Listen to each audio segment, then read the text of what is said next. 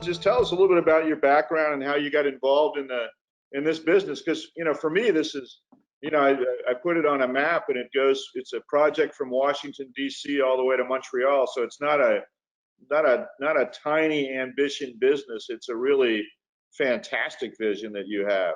Well, as Burnham said, make no small plans, and I think you were spot on. But the reason why I got involved in a project like this, and I suppose why we founded it, is because there was a severe need, and we've got a big problem in Australia. Is that we are one of the most urbanised nations on the planet.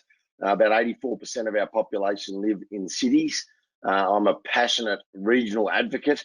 I think we've got an abundance of opportunity and potential lying in between Sydney and Melbourne on that rural land and those regional areas. That opportunity and the potential hasn't been reached because we've just focused on the cities. We've grown the cities to such a level that they are, there's only 6 cities in the US. All of the US are bigger than Sydney and Melbourne. You know what I mean? We fit right up in the in that top echelon of large cities in the world. But the rest of our country, which is a beautiful land which can be occupied, is simply not. And the cities are suffering under that pressure. So they're suffering under overcrowding. They're suffering under congestion. Housing affordability is off the chart. We're number 2 and number 5 respectively in the world's most unaffordable cities. That's Sydney number 2, Melbourne number 6. So we've got a serious affordability problem. So it's about bringing, easing the pressure off capital cities, bringing new cities to market, and reducing that burden on people. That's fantastic. I hadn't thought about it like that, but that's a fantastic way to think about it. So what is your background, Nick? Man, I come from the agri industry and also from a political point of view, I suppose. I joined the Nationals as a third tier political party here in Australia, and they're all about regionalisation and they're about representing regional communities. I got very active there and served higher up in the state organisational body. And I was bashing my head against a brick wall, to be honest with you, Norm, trying to get things done in the political system. And a wise man said to me, pulled me aside, said, mate, you know what? You can do more from the outside than you can from the inside. So, get on with the job. And I took that to heart, and I went out there and got active. And I think we've done more in the 10 years, I suppose, which it's been really since we first thought of this idea.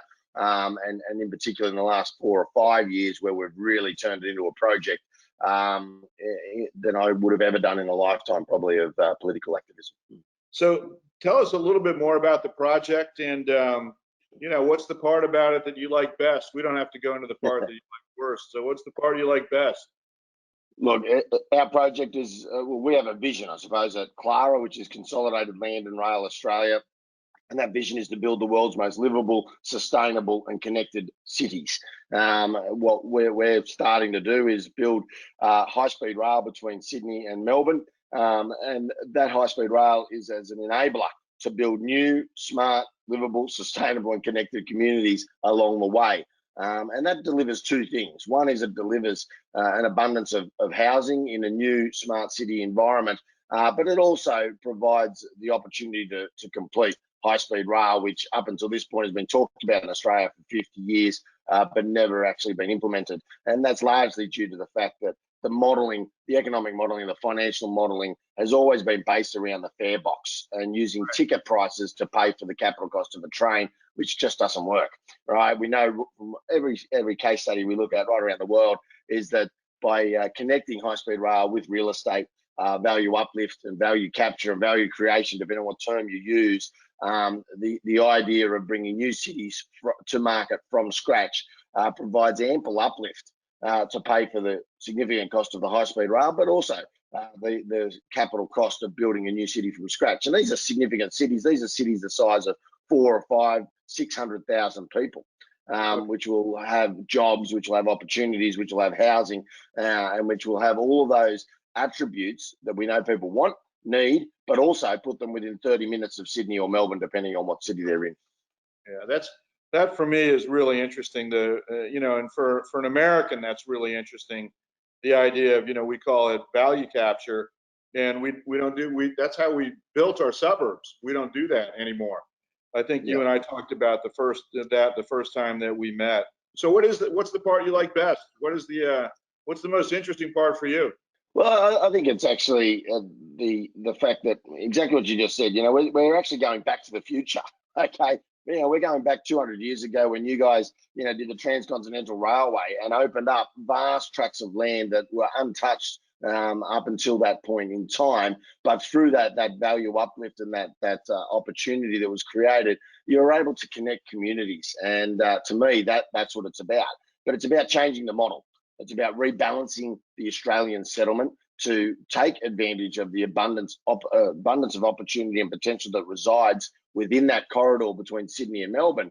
And ultimately, it's connecting Sydney, Melbourne, and the CLARA cities in between to have a network which is connected and which can compete with the Beijings, the New Yorks, the Londons, right around the world, and truly be a player.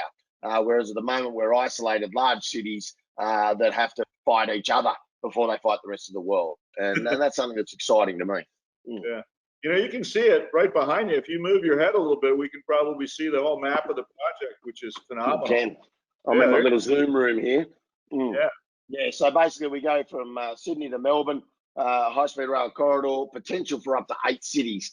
But of course, how do you eat an elephant, Norm? Bite at a time. And yeah. so, you know, we've just completed a strategic business case, which the Australian government co-funded. So we've spent $16 million over the last 2 years building out the business case, which is from Melbourne to Greater Shepparton. So as you can see on the map here, it's the construction of 2 new cities and high-speed rail. I'm pleased to say we've just finished this business case, and it all stacks up, which is great, which is what we wanted to do. Now we're moving into the planning mode and planning pathways to be able to get it under construction and have people moving into our cities by 2029. That's phenomenal. And the other thing that's interesting about, you know, what you're talking about is it'd be really interesting to share the business case with some of the people who are participating in our global forum next week, especially those who might be interested in investing in your project, which I guess has some pretty significant opportunities, endless opportunities for investment, it looks like. Yeah, look, there's huge opportunities for investment, and we obviously love to chat to any investment vehicles that are looking for an opportunity to significantly, not just in the real estate side of things, though, which is interesting, but in the technology space as well. Because, you know, what we see is there's 5 key principles, Norm, that we're really looking at, which is water, waste, energy, constructability, mobility, and also big data. So there's 6, sorry, I threw constructability in there as well. But, you know, it's so important that all of those areas are driven and purposeful. And, you know, for us, it's about companies being able to have the exposure and the opportunity to invest in one of the world's biggest sandpits, to allow new technology, new financial models to come to market at scale that then can be, you know, completed right or retrofitted right around the world. You know, I was only reading a stat the other day that there's 2.5 billion people that will move into cities over the coming 40 years. There'll be more cities built in the next 40 years than ever in mankind. Now, when we look at those sorts of statistics, having new cities that we're testing as smart, livable, sustainable communities, you know, we think we've got the opportunity to really impact not just Australia, but the rest of the world. That's phenomenal. So tell me, Nick, what's the biggest challenge you face? I mean, this is a one project, one life go you got going on here. So what's the biggest challenge you face? Well, as always, it's political will. You know, at the end of the day, I started, I suppose, my life, and as I've already sort of touched on, thinking that the politicians are the ones to make the difference. But at the end of the day, we've got to be the drivers. You know, it's the entrepreneurs, it's the investment markets. We're the drivers, and then the political will follow. And it will, because it's a great idea. We've got tremendous community support within those regions to build new cities, to build high-speed rail. And so now it's about making sure that the government also do their bit and come along with the approvals and the opportunities to work with us to ensure that we get the greatest outcome for the Australian people. but also to facilitate the operation of a new financial model that will reset the ability for us to build infrastructure in the future. What's the total cost? What do you reckon the total cost is going to be? I think for maybe for the first phase, or maybe for the whole project. Let's imagine both questions. Well, look, for the first phase, I think it's really important that we look at that as in its own section, and we're looking at around about $22 billion. Okay. Is the first stage, which 22 billion gets us, the 2 new cities and high-speed rail, and pays for the whole thing over a 21 to 27 year period. That's a pretty significant uplift, and it's a pretty great opportunity. The whole project, with the Sydney to Canberra leg, is about 26 billion, and then you can add the additional cities in between, which is another about 20 billion. So we're looking at about a 60 to 70 $billion project over the next 10 to 15 years. But the opportunity is to do 2 sections, one out of Sydney, one out of Melbourne, and then ultimately connect the 2. And I think on that basis, the Sydney end, the Melbourne end, pay for themselves, and the middle section obviously is just simply what follows. Make no small plans. That is a fantastic presentation. Thanks so much, Nick. This is really great, and it's fantastic talking to you. Look forward to seeing you next week as well. Looking forward to being there next week. Very excited, Norm. Thanks very much for having me.